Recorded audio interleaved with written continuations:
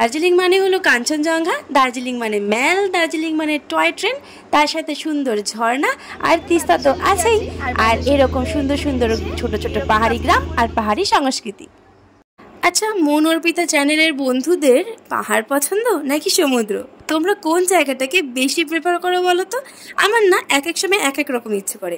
বছরের এক একটা সময় মনে হয় সমুদ্রে যাই, আবার কোনো একটা সময় মনে হয় পাহাড়ে ঘুরে আসি। আজকের ভিডিওর মাধ্যমে আমরা ঘুরে দেখব দার্জিলিংয়ের কয়েকটা। দার্জিলিংয়ে আমাদের ডে 2। এখন আমরা এসেছি সাইট সিন করতে। দার্জিলিংয়ে যে সাইট সিনগুলো সেগুলো আজকে আমরা কভার করব। তো বেরিয়েছিলাম আমরা, 8টা টাইম দেওয়া ছিল গাড়িকে, গাড়ি 8টায় তো পৌঁছে গেছিল আমাদের হোমস্টের সামনে। আজকে আমরা লেট করে ফেলেছি। তো এখন আমরা এসেছি, এখন কটা বাজে? প্রায় 9টা, 9:30 বাজে মনে হয়, না 9:30। এখন আমরা পৌঁছে গেছি। এখন এসেছি আমরা ঘুম মনেস্ট্রি।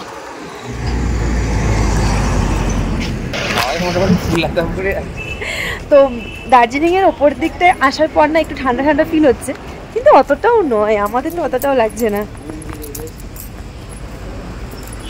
তো ফাইনালি, আর আজকে আমাদের প্রথম সাইট সিন ছিল ঘুম স্টেশন, কিন্তু ঘুম স্টেশনের কোনো ক্লিপিংস নেওয়া হয়নি, আর সেই জন্য সোজা চলে গিয়েছিলাম ঘুম মনেস্ট্রি। তোমার শুধু সেলফি স্টিকটা হাতে নিয়ে থাকো, একটা ভিডিও করো না, একটা ফটোও তোলো না।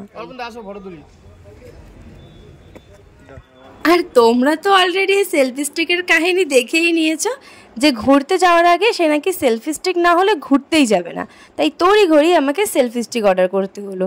আর সেই সেলফি স্টিক নিয়ে যে কত কেলেঙ্কারি হলো কি আর বলবো। দেখো, ফার্স্ট হচ্ছে আমরা ঘুম মনেস্ট্রি ঘুরে চলে গিয়েছিলাম বাতাসিয়া লুপে। আর এখন না প্রত্যেকটা সাইট সিনে সেই জায়গায় ঢুকতে গেলেই এন্ট্রি ফিস লাগবে, আর সেই জন্য টিকিট কাটার জন্য ওরা চলে গিয়েছিল। এখানে পার হেড 50 রুপিস করে এখানে কিন্তু এন্ট্রি ফিস ছিল। এখন আমরা বাতাসিয়া লুপে চলে এসেছি। ওই দেখো এই ফুলগুলো কত ফুটেছে, আর আকাশে মেঘ দেখো। আমরা ছাতা তো সব গাড়িতে রেখে চলে এসেছি। কোথায় এসেছি আমরা এখন? যখন না অন ক্যামেরা থাকে তখন ও এমন একটা করবে যেন আমার কত ফটো ভিডিও তুলে দেয়। আর অনেক সময় এমনও হয় যে আমি যদি ফটো তোলার কথা বলি খুব বিরক্তি প্রকাশ করে, কিন্তু কোনো কোনো সময় আবার সেটার প্রকাশ হয়। বাতাসিয়া লুপে আছি, আর বাতাসিয়া লুপে এখানে এসে এরকম কাস্টম করে নিয়েছি, আর দুজনে দু কালার নিয়েছি। কেমন লাগছে আমাদেরকে বলো?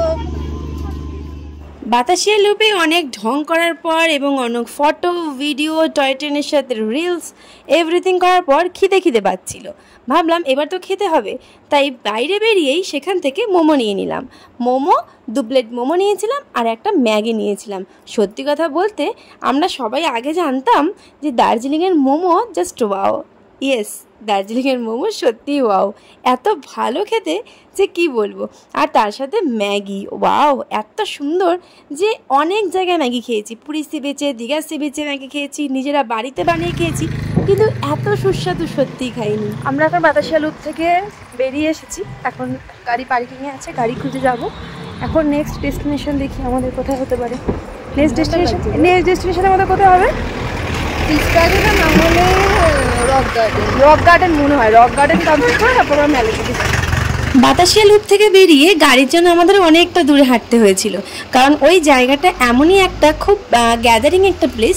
তো সেখানে না গাড়ি রাখলে পার্কিং করতে খুব অসুবিধা হয় এবং সেখানে প্রচণ্ড জ্যাম পড়ে যায়। তো সেই জন্য গাড়ি অনেকটা দূরে রেখেছিল। আর এই যে নৈসর্গিক প্লেস, ওয়াও, চোখ জুড়িয়ে যাওয়ার মতন একটা জায়গা। আগে না দেখলে বুঝতেই পারতাম না যে সবাই কেন এত দার্জিলিংয়ের প্রেমে পড়ে থাকে। সত্যি এইবার না আমাদের দীপুদা কমপ্লিট। দীপুদা কিন্তু এইবার অলমোস্ট ডান, না কিছুদিন আগেই ডান হয়ে গেছিলো, বাট কার্শিয়াং ঘুরে যাওয়ার পর মনে হয়েছিল কবে দার্জিলিং আসবো, কিন্তু ফাইনালি আমরা দার্জিলিংয়ে চলে এসেছি। রাস্তাগুলো দেখে না এক এক সময় মাথা ঘুরে যাচ্ছিল। আমার মা তো একসময় চোখ বন্ধ করে ফেলছিল, মাকে বলেছিলাম চোখ বন্ধ করে থাকো, মায়ের নাকি এত আপ অ্যান্ড ডাউন দেখতে দেখতে মাথা ঘুরে যাচ্ছিল। দেখো ফাইনালি রক গার্ডেনে পৌঁছে গেছি। তোমরা যারা রক গার্ডেনে এসেছো তোমরা জানো যে রক গার্ডেনের রাস্তাটা এইরকমই। রক গার্ডেনে গাড়ি থেকে নামার পর মনে যেন প্রাণ ফিরে পেলাম।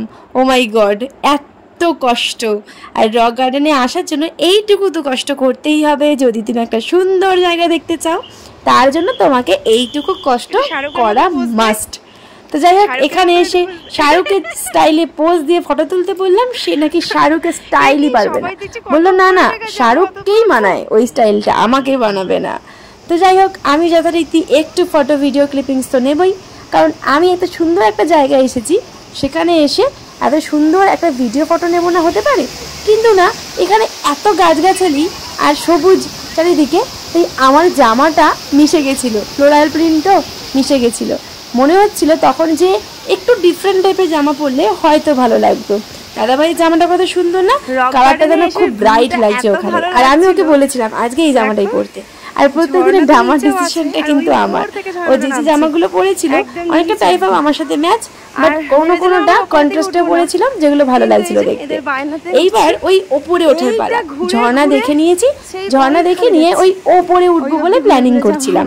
আর কিছুটা ওপরে যাওয়ার পর তো মনেই হলো যে অতটা ওপরে উঠে কোনো লাভ নেই।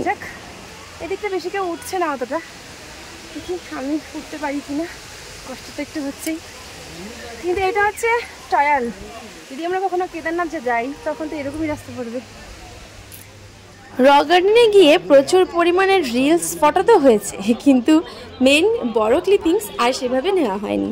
আর তারপরেই না হঠাৎ করে বৃষ্টি চলে এলো, আর বৃষ্টি আসার পরে আর কোনো রকম ক্লিপিংস নেওয়া হলো না। হুড়মুড়িয়ে দৌড়ে গিয়ে গাড়িতে উঠলাম, গাড়িতে উঠতে উঠতে প্রায় ভিজেই গেলাম। তো so finally Darjeeling, I love Darjeeling, সেই জায়গায় এসে দাঁড়ালাম। আর ম্যাল, এতদিন তো সবার মুখে মুখেই শুধু শুনেছি যে ম্যাল কি জিনিস, সেটা এতদিন বুঝতেই পারি। ম্যালে এসে কত কিছু শপিং করে নিয়েছি আমরা, এই এক ব্যাগ, বোনের হাতে এক ব্যাগ, আরো আছে কত যে ব্যাগ, এত কিছু শপিং করবো আমরা তো ভাবিনি। বাকি আছে আরো কিছু বাকি আছে। আরো কি কি কিনবি তো তুই? চা, ও চা গুলো বাকি আছে, এখন চা কেনা আছে। এতদিন শুধু ভাবতাম যে ম্যালটা কি জিনিস, যেটা তোমাদের আগেই বলছিলাম। এইবার ফাইনালি আমরা ম্যালের ওপর, এইবার বুঝতে পারলাম যে ম্যাল হলো এই গ্রাউন্ডটাকে বলে। আর এখানেই তো আগে অনেক সিনেমা শুটিং হতো, আর এখানেই হতো অনেক মিউজিক সিনেমা। এখন তো আগে সিনেমা হতো, এখন সেগুলো মিউজিক সিনেমা বা ওই মিউজিক স্টোরি বা শর্ট ফিল্ম এই টাইপের জিনিসগুলো শুটিং হয়ে থাকে। আর এই জায়গাটা এই জন্যই পপুলার যে এখানে সবাই আসতে বেশ পছন্দ করে, এবং এই চারিদিকে লোক বসার অনেক সিট রয়েছে। আর আমরা না ওখানে গিয়ে খুঁজছিলাম গ্লেনারিস, কেভেন্ডার্সে যেতে ভুলেই গিয়েছিলাম। আর প্রথমে গিয়ে ঢুকলো ওরা গোল্ডেন টিপসের চা কেনার জন্য, বাড়ির জন্য একটা চা আনবে বলে। আর ওখানে গিয়ে চায়ের দাম থেকে তো প্রায় মাথায় হাত। তুই কি কিনবি? চায়ের দোকানে কিছু নেই, চা খাই না, অজয় জন্য গ্রিন টি নে। তারপরে জানো তো, ওরা যখন চা কিনছিল আমি বাইরের একটা বেঞ্চে এসে বসলাম। বেঞ্চে বসে তখন সবার গতিবিধি লক্ষ্য করছিলাম, দেখলাম সত্যি জায়গাটা ভীষণ ব্যস্ত। আর এদিক ওদিক ঘোড়াগুলো হেঁটে বেড়াচ্ছে, সেটা দেখতে যেন আরও বেশি ভালো লাগছিল। আমরা এর আগে সমুদ্র যখন ঘুরতে গিয়েছিলাম দীঘা, পুরী, তখন অনেক ঘোড়া দেখেছি, কিন্তু এইখানের ঘোড়াগুলো যেন অদ্ভুত সুন্দর লাগছে। যে বাচ্চারা সবাই ঘোড়ার পিঠে চড়ছে, শুধু বাচ্চা নয় বড়রাও, তার সাথে সাথে মেঘটা দেখো কি সুন্দর। ঠিক এই জায়গাটাতেই কিন্তু জানুয়ারি বা ডিসেম্বর মাসে প্রচণ্ড পরিমাণে স্নোফল হয়।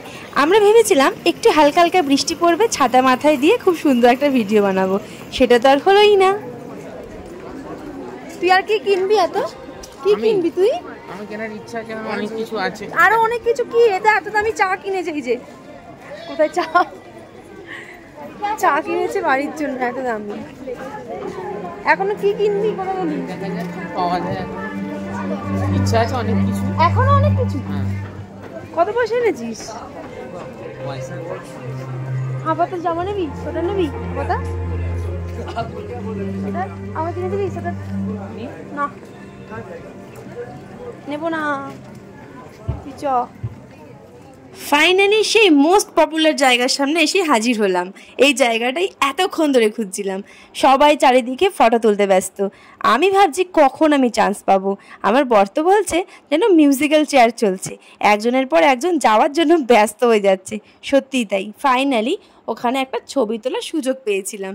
আর বোনেদের একটা ছবি আর আমাদের একটা ছবি তুলে নিলাম। মানে ওখানে তুমি ফটো তুলে কি ভুল হলো, চোখ বন্ধ হলো কি খোলা হলো সেটা তুমি কারেকশন করতে পারবে না, তার আগেই তোমাকে ছবি তুলে সরে যেতে হবে। যাই হোক, ওখানে শুধু দাঁড়িয়ে ছবি তুললেই তো হবে না, গ্লেনারিসে কিছু খেতেও তো হবে। তাই ভেতরে ঢুকে গিয়ে আগে আমি এই ফ্রুট কেকটা নিয়ে নিলাম। আর এই ফ্রুট কেকটা আমার এত ভালো লেগেছিল যে কি বলবো। প্রথমে প্যাক করে নিয়েছিলাম, ভেবেছিলাম বাড়ি গিয়ে খাবো, মানে হোটেলে ফিরে খাবো, কিন্তু সবাই পরে বললো যে না এখানেই খেয়ে নে, বাড়িতে আর নিতে হবে না। ওখানে খেয়েছি এত অসাধারণ। তাই ওটা খাওয়ার পর আরও 2টো কেক আমরা অর্ডার করে নিয়েছিলাম, যার ফটোগুলো তোমরা কিন্তু অলমোস্ট দেখে নিয়েছো। তো এরপর লাস্ট আমরা পিস প্যাগোটা কমপ্লিট করতে পারিনি, কারণ বোনের শরীরটা একটু খারাপ হচ্ছিল। তাই আজকের ভিডিওটা এইটুকু।